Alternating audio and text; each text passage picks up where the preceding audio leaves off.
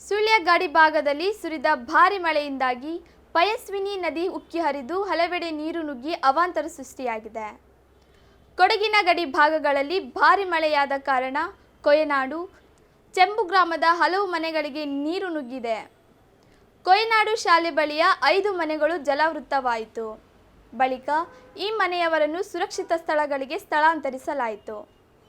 ಭಾರಿ ಗಾತ್ರದ ಮರಗಳು ಪ್ರವಾಹ ನೀರಿನಲ್ಲಿ ಕೊಚ್ಚಿ ಬಂದು ಕೊಯನಾಡಿನ ಕಿಂಡಿ ಅಣೆಕಟ್ಟಿನಲ್ಲಿ ಅಡ್ಡಲಾಗಿ ನಿಂತಿದೆ.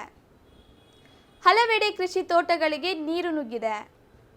ಊರು ಬೈಲು ಚೆಂಬು ಭಾಗದಲ್ಲಿ ಸೇತುವೆಗೆ ಹಾನಿಯಾಗಿರುವ ಬಗ್ಗೆ ವರದಿಯಾಗಿದೆ. ಚೆಂಬು ಗ್ರಾಮದ ಆನೆಹಳ್ಳ ಎಂಬಲ್ಲಿ ಕಿಂಡಿ ಅಣೆಕಟ್ಟು ನೀರಿನಲ್ಲಿ ಕೊಚ್ಚಿ ಹೋಗಿದ್ದು, ದಬ್ಬಡ್ಕದಲ್ಲೂ ಗುಡ್ಡ ಕುಸಿದಿದ್ದು ಸಮೀಪದ ರವಿ ಎಂಬುವರ ಮನೆಗೆ ಹಾನಿ ಸಂಭವಿಸಿದೆ.